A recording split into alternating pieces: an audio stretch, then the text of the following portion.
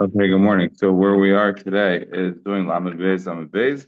We are starting on Lamed Beis, Lamed Aleph by the two dots about 10 lines up from the bottom. Says the Gemara.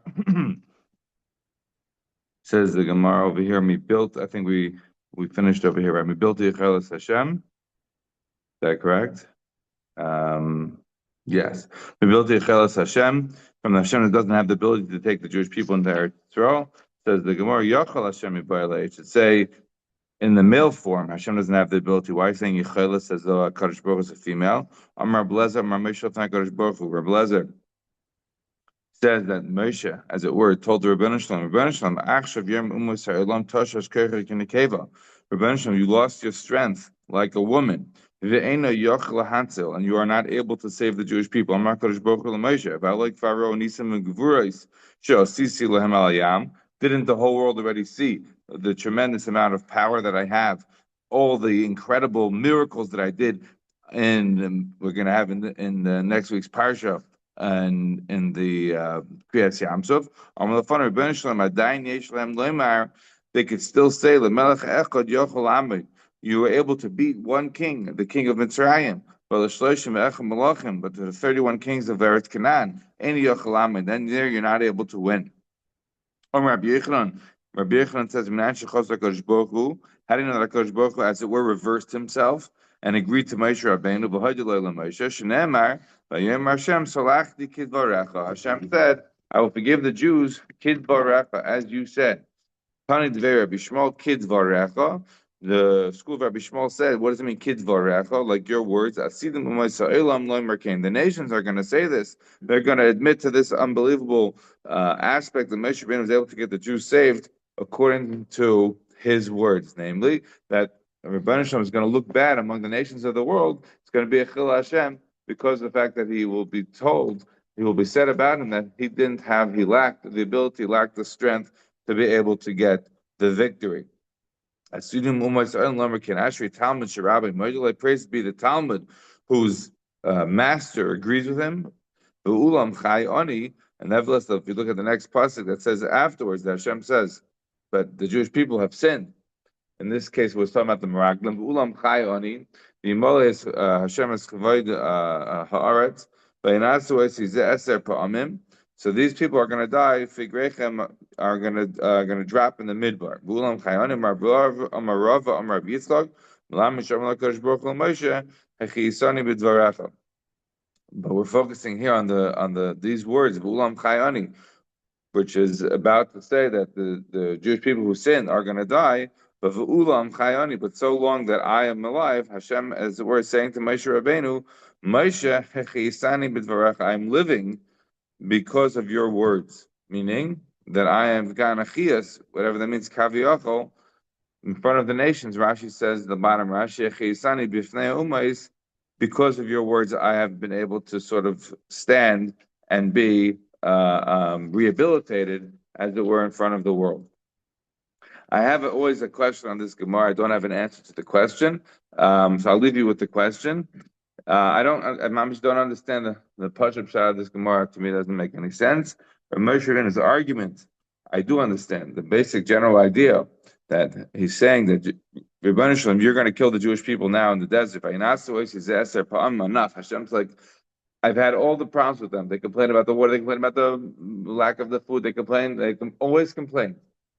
This time now with the Meraglim saying, we want to go back to the land of Israel. I'm done. So Moshe over there again, using Gimel he saves the Jewish people. And now we're understanding what was the logic that Moshe Rabbeinu used. Moshe Rabbeinu used the logic. It said, the nations of the world are going to make fun. They're going to say, you don't have the power to bring them in. And Moshe said, no, I have the power to bring them in. Look what I did. I destroyed Mitzrayim. Look what I did at the Yam. And they're going to say, no, Rebbeinu Shalom, there was one king you were dealing with. In Eretz Canaan, you got 31 kings. How are you going to be able to do that? So Rebbeinu Shalom said, yeah, the Rebbeinu Shalom was made the Moshe Rabbeinu. Good argument. Look in the Ramban in Bamidbar, the Ramban explains that the 31 kings in the land of Canaan were kings of city-states. They were king of villages. They were kings like, I'm the king of Clifton. We'll put it better. I'm the king of Crest Hill. right? It's a big king. But the king of Clifton is bigger than the king of Crystal. What about the king of Passaic County? Right? The kings of Mitzrayim, there's only one, Shkoyach. But he's the king of Mitzrayim. The Mitzrayim is enormous. The 31 kings of Eretz Canaan, yeah, because this guy's king of Hebron, and this guy's king of Yerushalayim, and that guy's the king of Tel Aviv. How could you compare? If there was one king in Eretz Canaan, that would be maybe comparable, but it's not. So I don't understand. In fact, this question answered up a question I had when I was a kid.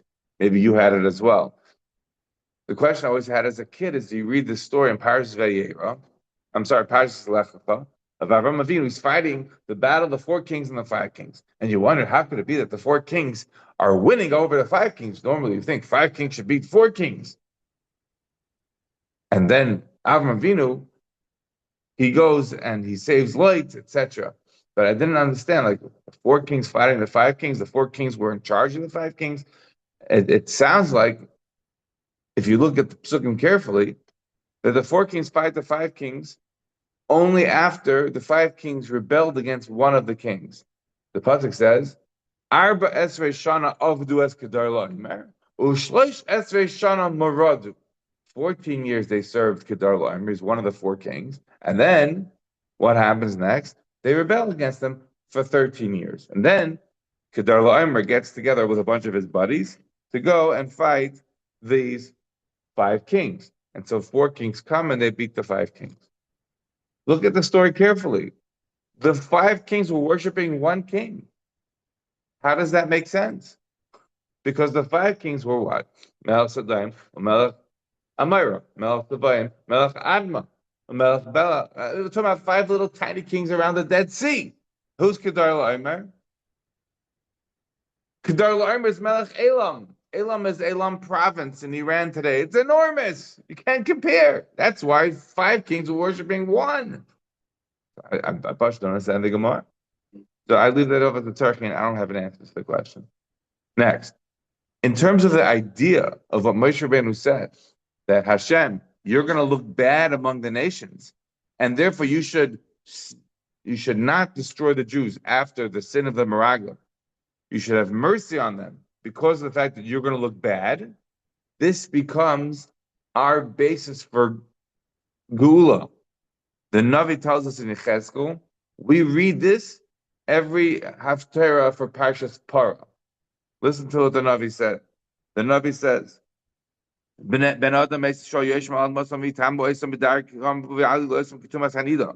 Jewish people are bad. They're b'mitam all types of things. Hashem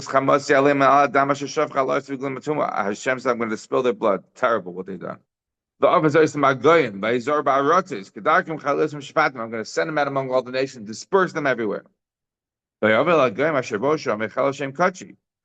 when all the Jews are spread out among all the nations, they're going to be dispersed among all the nations of the world, and it's going to look bad for me. My name is going to be Mechulal. It's going to be desecrated. Why?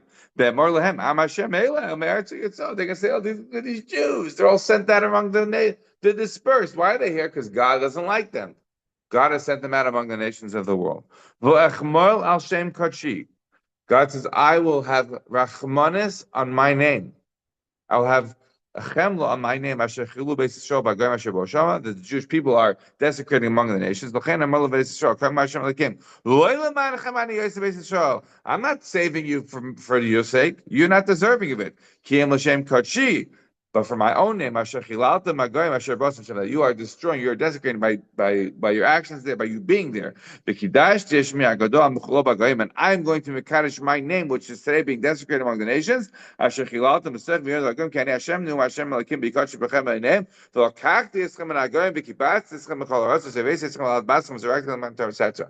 going to bring you back. That is to say, the major place where I see this is, or the way I like to phrase it is, what does the guy in Montana say? What did the guy in Montana say when he heard about the Holocaust? He said, oh, you see, the Jews, they rejected Yeshu, so their God is punishing them. They were bad. They deserve it. And that's why they've been punished and pushed and beaten and all that. What does the guy in Montana say when the Yidden come back to the land of Israel, when the Yidden beat all the Goyim that are trying to kill them. Wow, their God is protecting them. Wow, they have a connection again. That's why I always point out that the Vatican doesn't end up making relations with the Jewish state until the late 90s, 97, I think it was. Why? Because for them, it's a Pasha Kasha. The whole basis of the religion is that God rejected the Jews and we're the new Jews. If the Jews are being rejected by God, what's the proof? We say every single day in Shema. What does it say behind Shemaya? If we are Sartem and Aderech, if we leave the path, the Charaf Hashem Bachem. And what's going to happen? We're going to be pushed out. The raya that God is angry at the Yidden is Golos. The raya that Kodesh Baruch is happy with the Yidden is being back in the land of Israel. And therefore, says the Navi Cheskel, I'm not doing it because of you. I'm doing it because of the Mechil Hashem of my name that's out there in the world where you are dispersed. Okay. Finish the Gemara. The next line here, right before we turn the page. Simon Meisim, Stoka, Carbon, Plain, Kindness, Minnow, Barzel. Let's see if we can figure out how the connection is to each one. Now we turn the page to Lam, Bezon, Bezon, Gedolah, Tefillah, Yisrael, Meisim, Tevin. Rabbi Lezer says that Tefillah is greater than Meisim, Tevin, as Taisus points out. Taisus is below Tefillah, right? Comparable with Meisim, Tevin without Tefillah to Tefillah. Which one is greater? Tefillah is greater. Because no one is greater doing Meisim Tevin than Moshe Rabbeinu. Nevertheless, Moshe Rabbeinu was the only answer with tefillah. Of course, Moshe Rabbeinu wasn't answered, right? Moshe Rabbeinu was not allowed to go into the land of Israel, but nevertheless, he was answered enough. In what? He was allowed to go on the mountain, at least see Eretz Yisrael. That he got through tefillah, right? He got special X-ray vision. He was able to see the whole land of Israel. He was able to see from the north to the south, all the parts of the land.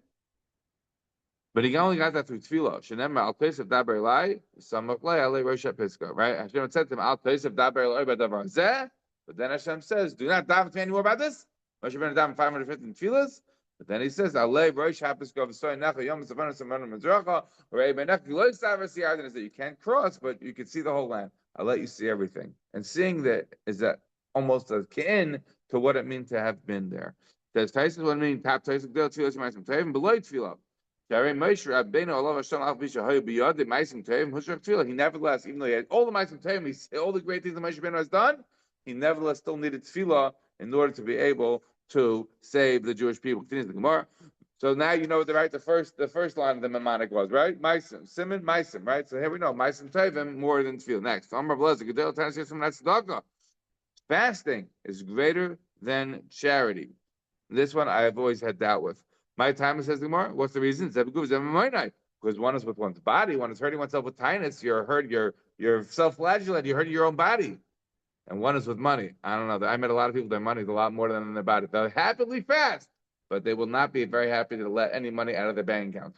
So I've always had a bit of a question on this Gemara from experience of meeting various people around the world. But nevertheless, this is what the Gemara says. It's harder for a person to fast. They get more zchusim, as it were, than when they spend their money, because giving up from your body is more difficult. All right.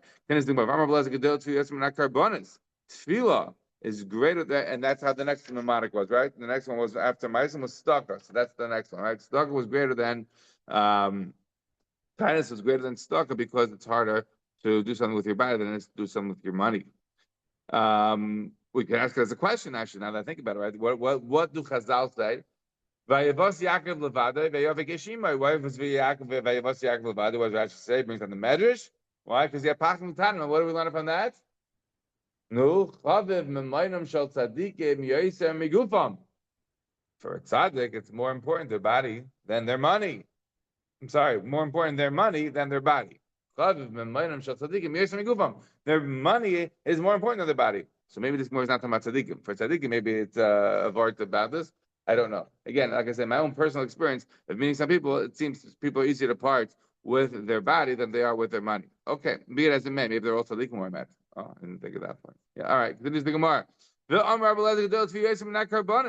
Right? Your brother says that tefillah is greater than sacrifices. Tefillah is greater than karbanis. Shne'emar, the Rebbeinu Shalom says there at the beginning of Shaya, we read it every Shabbos Chazoin as the Haftarah. Lomali roiv zivchechem. Hashem says, why do I want your sacrifices? And the pasuk continues, and when you're going to raise your hands up in tefillah, I'm going to turn my face away from you. Says Rashi, What is the raya? If not for the fact that tefillah was greater than karbanas,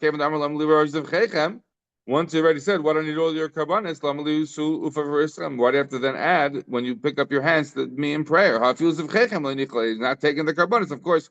You're not going to take the tefillah. Elamai, what tefillah is greater than karbanas? So this is the next one in our mnemonic. We have now done mice and stalker and now carbon. Good.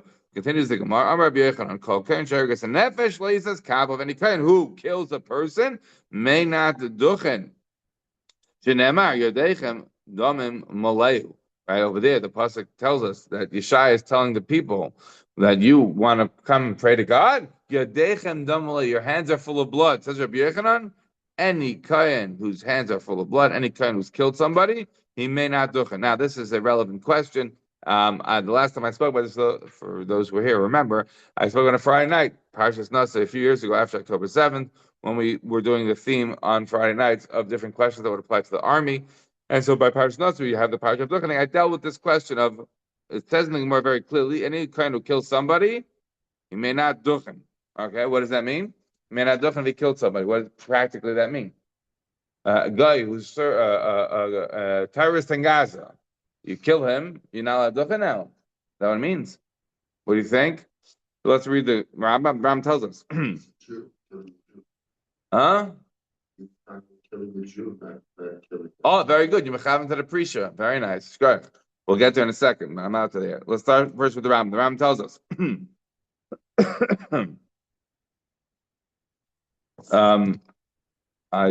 I think I have to say one thing which I forgot. All right, I have a different Rambam here I put in my notes. On the page before, just to go back for 1 second, the Gemara said, "Darshav Simloi la'olam yisader adam shvachei shel HaKadosh Baruch Hu v'achar kach yispal." A person has to misader shavach for the Rebbeinu Shalom, and then he has to daven. Right? We know when we do that in Shemar Esrei, right? That's the first 3 brachos.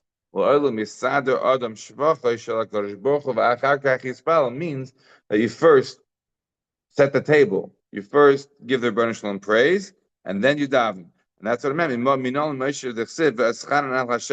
Moshe Rabbeinu first daven to Hashem, and then he said, Hashem Elokim atah achiloi shel haaretz v'sa'avzach v'sgodlach v'zyorach chazak Hashem yom hashmayim b'ros hashevsach ma'asech v'chivorisach. That was the praise that Moshe Rabbeinu was giving to the Rebbeinu Shalom. He's saying, you have shown your servant all this incredible goodness and wonderful, etc. Who is like you? Hashem yom hashmayim b'ros hashevsach ma'asech v'chivorisach. And then he said, Ever no ve'eres haaretz hatova. And then he said, please let me pass through. So he first was Masada the Shevach of the Rebbeinu Shalom. He first gave the Rebbeinu Shalom praise, and then he asked for what he wanted, which was to please be allowed to go in.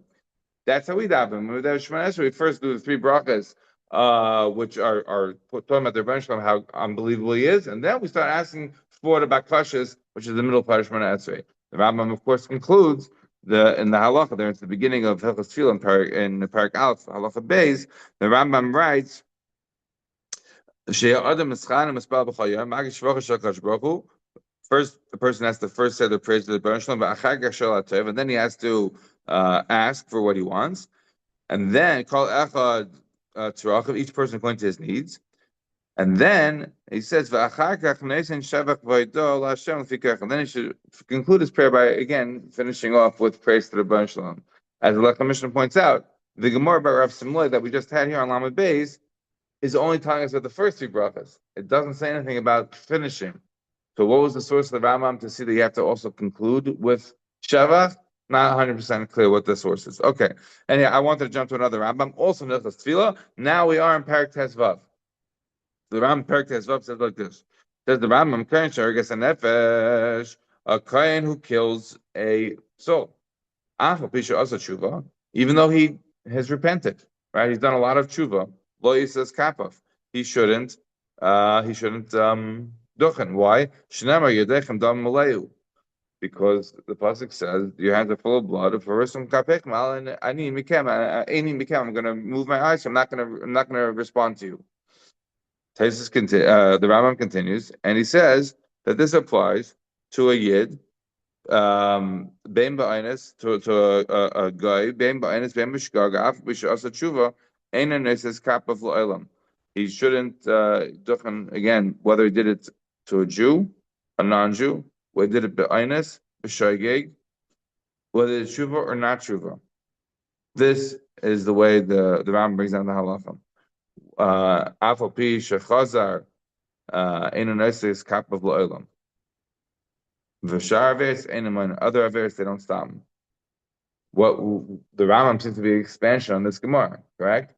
The Gemara just says Karen Sharagas and Nefesh. Well, it says Kappa. The Rambam will tell you that I'm not expanding. The Rambam will tell you. I read the Gemara. What does it say? Kain who killed somebody. Does it say the difference between Ednus and Shageg? Absolutely not. Doesn't make any distinction. So I'm doing exactly what the Gemara said. Correct? The Rambam says doesn't make a difference. Jew, non-Jew, Ednus, Ratan. Anybody who kills is done. A kohen cannot duchen. That would be the position of the Rambam. If you look in Archaim Kuf Chavches, kohen shagas and nefesh, I feel b'shegeg, loises kapov, I feel also tshuva. That's Shulchan Aruch way brings it down. So what's he say? He doesn't talk about Jew, non-Jew per se, but he says even b'shegeg shouldn't duchen. Hold on. Says the Rambam. V'yesh, I remember the Masa tshuva noise kapov. The Rambam says if he does tshuva, he should be able to duchen. Right? If you're going to tell people that they can't duchen, then they won't won't become Baal Tshuva. They won't do tshuva on what they have done. And the Rama says we are naik. If a kind of tshuva he killed somebody, of course we let him duchen. The loy garmi mummer. He's not going to be worse than somebody who's a heretic who went to became a Christian, etc. And he wants to come back. We're going to say he can't duchen. We let him to duchen. So how can we say that somebody who killed somebody by mistake and he did tshuva? Like, of course, we have to let him duchen. Oh, hold on. So if you looked at the Rambam, it would sound pretty draconian, right? A kohen who killed somebody, even if he did it ba'inus, sounds like even if he did a guy, wouldn't be allowed to. Do we actually pass like that? Sounds like maybe not. Right? Somebody's killing b'shayg, says the Rambam, you let him duchen. When a Israeli soldier is killing a terrorist, it's a situation where he has to have a justification. It's the mitzvah he did. Hold on. He did a mitzvah, and even if he killed a civilian, right? He killed a baby, right? An Arab baby was there. He's not going to be able to duchen. He's in a situation where his life-threatening moments. How could you end up saying that he's not going to duchen? So I don't think we pass like the Rambam at all. And there are a few proofs to that. So one that I mentioned is that if you look at Taisus in Yevamah Zayin Abin Aleph, Taisus talks about this. Over here he doesn't, but over there in Zayin Abin Aleph in Yevamah he does. This brings down Rabbi Yechanan and says V'yesh Lerm D'Akorcha Chazi De'im Machal Avada De'im Izbechiv Le'im Ma'al Mizbechiv Le'im says Kap of Chumra Ba'alma Hu. Taisus holds that this Rabbi Yechanan is just a Chumra. It's not the halacha. That's one possible way to rely on this Taisus. In Yevamah, it's just a Chumra Ba'alma. Fine, it's a nice thing, but it's not fundamental. Hold on. So the Prisha, the Torah, in Kuf Chavches, the Prisha writes what you said. Says the Prisha, Dafka Yisrael, Yidechem Dam Maleu, Dibba Yisrael. This pasuk of Yidechem Dam Maleu, who was the Navi Yishai going after? Yidden, killing Yidden. Not killing terrorists, nothing to do with terrorists. Now, what about Pinchas? Right, Pinchas is a good example. Right there, he killed Zimri. He killed Zimri in order to honor the Rebbeinu Shalom, in order to make the point that this was absolutely unacceptable behavior. So you would presumably say that, okay, somebody who's killing, it's just the Chomer Ba'alma. It maybe only applies by Yisrael. The Hagoyes Maimoni writes, over there on the Rambam, he writes, "It's the Rakim Fursim Lara Amud." He quotes the Rav Yah that the Isser is only by people who are Meforsim, that they are killers. Somebody's not a Meforsim killer, then we're not talking about the opposite. If somebody's killing a terrorist or whatever, is not going to be a Meforsim Larry. The last thing I'll just mention is that the first tshuva in the tshuva from Rami Rothenberg. The first tshuva is a situation of a kohen shemol tinek umeis, a kohen who was giving a bris milah to a kid, and the kid died. So what's the halach over there? So the halach is kohen shemol tinek umeis, nes eskap v'ledam l'kohen shorgas nefesh. He's not considered like a kohen who killed somebody here in our Gemara and Brachas.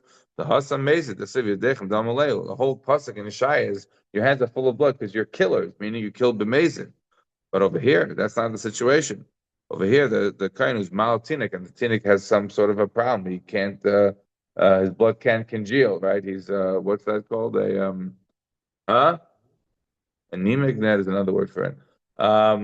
That I was thinking about. I forget. Anyhow, so a kid like that, then it would be a situation of b'shegeg, and therefore, at the imtim salam b'shegeg shani hakad mechaven l'shem mitzvah. Right? Be able to call lechadasha v'shem haruach bilbal ta'achamila. So the Marami Wittenberg says we could argue that number one, this person was obviously shegi, was mechaven l'shem mitzvah, and who said that this kid would have even survived without a bris, etc. This would be very different, presumably, about a kain who had, one of the herpes kinds of things, and there were kids that were died in his wake after bris mitzvah. We're not talking about that kind of a kain. Okay, that's a different kind of situation. But anyhow, the basic argument that we have is that we could find what to rely on yesh ami lismach, that a kain who killed people in Gaza, even civilians, they would still be allowed to duchen. Continues the Gemara. The Amar Abelazim Yom Shechar Bris Hamikdash and Nal Shar Tefillah. Right, the next thing that we had in our mnemonic, remember, right, was after we did Meisim, we did Stock, we did Carbon, we did Kain, and now we're going on to the next ones. Now we're doing Tainus, etc. Tainus, and now we have Tefillah. Says the Gemara Amar Abelazar, Miyam Shechar Bris Hamikdash and Nal Shar Tefillah, from when the Beit Hamikdash was destroyed. So the gates of tefillah were closed. Right? Even though you're crying, fetching out to me, I've closed off from hearing your prayers. So right? This is the very famous line that even though the Shari Tefillah are closed, even though we are not able to get our prayers up, Shari Ninalu, but the gates of tears are never closed. El Demasi al Techrash, right? But do not be silent, do not ignore my tears. Says the more Rava gozer to Anisa b'yom day, but Rava wouldn't be gozer Tainus on a cloudy day. Why? Shum Shenemar, because the pasuk says Sakoisa be'anon alof me'avar tefillah. Right? If there's a cloud that is Sakoisa, right? Which says in pasuk in Echa. You, God, are hiding yourself in a cloud. You've made a sukkah around yourself, and tefillah cannot pass through. That is to say, when it's a cloudy day, as it were, it connotes the fact that Hashem is shrouding Himself with the cloud and not letting the tefillahs pass through or the tears pass through. So He wouldn't call a tainus on that kind of a day. Fine. So and again, Rashi explains that what's the raya from saying Shema Tfilas Hashem Savasi Azina Al Demasi Al Techarash. Says Rashi, Mideloik Siv as Demasi Tirash Mamina Neras Hilafana. The Insarach Lespalash of the Kabbalah Lafana. The Dima tears do not need the tefillah. They do not need the same kind of power to be able to break through. Fine. Continues the Gemara. From the day that the Beit Hamikdash was destroyed, the iron wall that is between the Rebbeinu Shalom and the Jewish people is broken.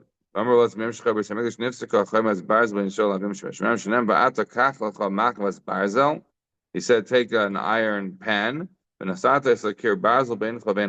it up between the Jews, between you and the city, to make it clear to the Jews that there is a iron wall, as it were, between the Jews and the Rebbeinu Shalom. It says Rashi,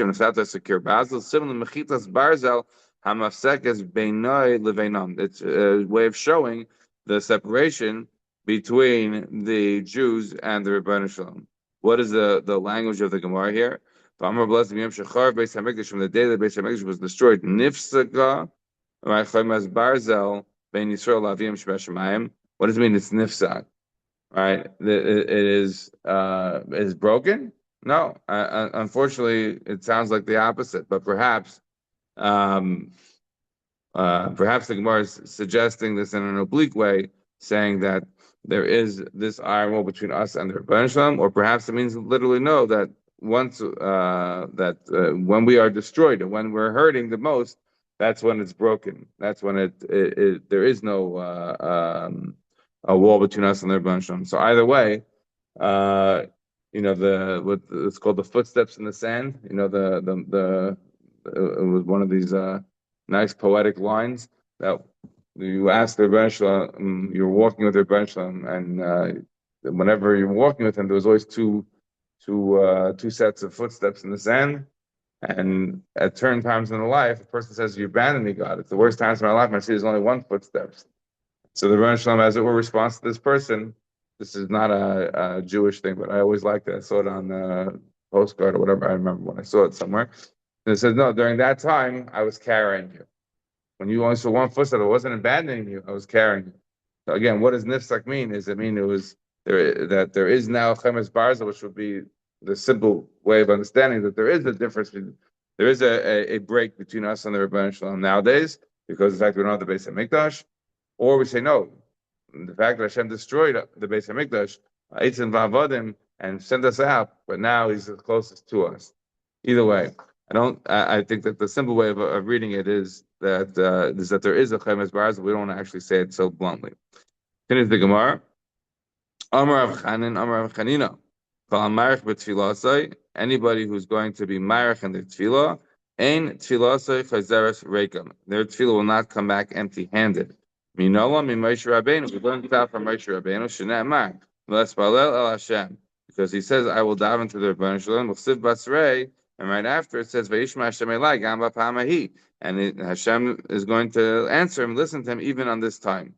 So that is to say, from the Gemara, it's clear that somebody who's myrich with tefillah, someone who davens for a long time, Hashem is not going to let their tefillah go empty-handed. But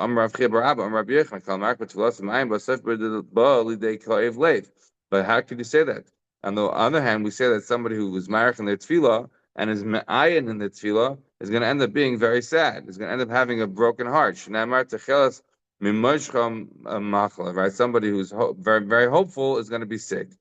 Somebody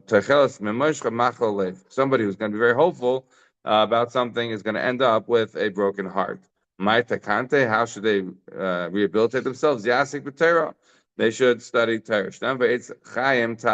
Right? Somebody who is attached to the tree of life is going to realize their desire. What do you mean? We know Eitz Chaim refers to Torah because it is the tree of life, and sustains those that hold on to it. So we have a question. On the one hand, it sounds like somebody's marich and tefillah, it's wonderful. On the other hand, we say somebody's marich and tefillah is going to be very hurt. So which one is it? There's the more like kasha. What's the difference if somebody's marich in the tefillah and they're ma'ayin in the tefillah? And if somebody's ma'arich in the tefillah, not ma'ayin in the tefillah, that's the distinction. That is to say, if somebody's ma'arich in the tefillah and there's ma'ayin in the tefillah, so then he can end up in a situation where he's going to have koiv lev. But if he's just ma'arich in the tefillah, not ma'ayin in the tefillah, meaning that he's not expecting it to in fact be fulfilled, then he will be okay. If somebody davens and he does not get answered, he should daven again. A person should hope in God. He should be strong, and he should again have hope in God. So 2 times kaveh. So it sees when you daven, if it didn't get answered, so daven again. Now we have to do the Rashi and Tosfos. So Rashi says uma'ayin, but what does it mean that someone who's marich in the tefillah and is ma'ayin in the tefillah? Rashi says that he expects that Hashem should answer his tefillah because of the fact that he was marich in the tefillah. Right? Notice the Rashi not saying you should expect Hashem to be answering your tefillah because of the fact that you deserve it. No, you're expecting to be answered because you're marich in tefillah, because you daven for a long time. You should be answered simply by the sheer length of your tefillah. So in that situation, Saif She'ena Nasas, when it doesn't get answered, he's going to be having a lot of hope. He spent so much time davening, and he's going to be feeling bad. When his thing doesn't get answered, he's going to feel very sad about it. Tosfos says, 1 second, I don't understand. Tosfos is bothered. We know Ian Tefillah is a wonderful thing. Ian Tefillah we say every day, right? Ian Tefillah is great. So Taisus says, what are we talking about? If you look at the beginning of Taisus, person thinks is going to be answered because he had kavanah in his tefillah. And look at the end of Taisus, you'll see the V'yeshlemer, the trei ian tefillah. Taisus says there's two types of ian tefillah. Yesh ian tefillah dahacha hamitzape shetov bakashasei, v'ian tefillah dahasam shemechavan eslibu tefillah. Here, there's a type of ian tefillah where a person is hoping that his tefillah is going to come through and expecting it to come through, again, presumably because of the amount of time that he's spending on it. And then there's an ian tefillah where he's mechavan eslibu tefillah. What is the ma'arech? The ma'arech is not because he's spending a lot of time to daven, making sure that he's going to get his answer. No, he's being married in the tefillah because he's ma'ayin to understand that he's spending time to work it out, how tefillah works. What does the tefillahs mean? What is it trying to include? So such a person, he's going to be praised, but not a person who's married in the tefillah and expects his tefillah to be answered because of the length of his tefillah. Such a person will end up feeling very sad when he doesn't get answered. Tana Rabbanan. So the Gemara contains the Arba Tzrich and Chizuk. There are four things that require chizuk. Right, we just said the words kaver Hashem, chazak ve'amat. Right, chazak ve'amat is a funny thing. Who is the person that is told chazak ve'amat the most about in the Torah? Very good, very nice. Yeshua, that's correct. 5 times in the beginning of Yeshua, the first parak, and 2 other times. One is where in Parshas Vayelech, and the other one is where in Parshas Vaschana. Those are the 7 times about Yeshua where it says chazak ve'amat. And very fascinating that he seemed to require much chizuk. And with that being said, we are nevertheless extrapolating from Yeshua to all of us. So the Gemara talking about chizuk, 4 things in the chizuk, and Torah, Ma'asim Tovim, 2 of derech eretz, Torah, Ma'asim Tovim, Tefillah and derech eretz, all require chizuk. Torah, Ma'asim Tovim, minayin. How do we know Shneimer Rach Chazak ve'amatz me'oid lishmar v'lasses kol Torah?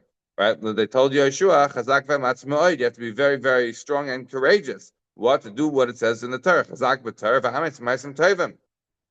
You have to be chazak in Torah, which would be what the simple reading of the pasuk is, and v'amatz, and be courageous in your ma'asim Torah. Tefillah minayin, we know shenemer kavel Hashem chazak amasibecha b'kavel Hashem. What we just said, that a person should be chazak v'amatz with regards to tefillah, be hoping to God, meaning to be davening. Derech eretz requires chizuk shenemer chazak v'nes chazek b'aramenu. What they end up saying by Yoav there in the battles there in Shmuel base. Fine. One more Gemara says the more about Tomer Tzion Azavani Hashem Shechani. Hashem abandoned Tzion and Hashem forgot us. Says the more Hainu Azuv Hainu Shchucha. When you say you abandoned us, it means you forgot us. What's the connection? But you have to have both. Amar Shlagish, Amar Knesset Srof, and Hakadosh Baruch Hu. Rish Lakish says that the Jewish people said to Rebbeinu Shalom, Adam, they say Isha Alishta Rishana. When a person gets married to a second wife, Zoicha Ma'ishta Rishana, he still remembers the first wife. However, you got Atas Aftana V'Shechachtan. You not only abandoned us, you also forgot us. Amar Hakadosh Baruch Hu Biti. So Hakadosh Shalom says to them, Yud Beis Mazalos Barasi Birakia. I created 12 different mazalos in the firmament. And each one of those I created 30 chayil. Like it sounds like the word legion in English. If you're doing the math, fantastic. I don't know what the numbers are, but we're talking about some enormous amounts of heavenly hosts that the Rebbeinu Shalom has created. Is Baruch L'Shoshim Gisra or Kol Gisra or Gisra Tali B'Shloshim Es Shishin Chamisha Alfei Riba Kechavim. And each one of those there is 365 stars, right? So we're talking about unbelievable amount of these heavenly hosts connecting with Sechama like the days of the year. The Kulnai Barasi El B'Shulchan. This is only created for the Jews, right? It reminds you of like the Mishnah right at the end of Otzim, right? Shai Lomas. This is way more, right? These numbers are just enormous. You're saying, I've forgotten you. God forbid, as it were. Hasishkach Isha Ula, does a mother forget her baby? I have not forgotten all the oilis elim, all the carbonates that you brought me in the desert. So if you have not forgotten us, so if you have not forgotten us, and there's no forgetfulness before the Rebbeinu Shalom, maybe you didn't forget the Ma'aseh Egel. We did terrible things. We did all the 10 tests to you in the desert. No, those I forgot. The bad things that you did, I forgot. Well, now that there is forgetfulness before the Rebbeinu Shalom, maybe you're going to forget all the good things that we did, right? You're going to forget Ma'amar Sinai and all the other things. No, but then I'm not going to forget. So again, behind the Amr Blazer, Rabbi Shir, the Sib Gam El Tishkach, was that my ego, the things that Hashem says I will forget, those are things like the ego, the things that I will not forget, those are things like Mamre Hasina, where the Jewish people said not to Nishma, etc. Have a wonderful day.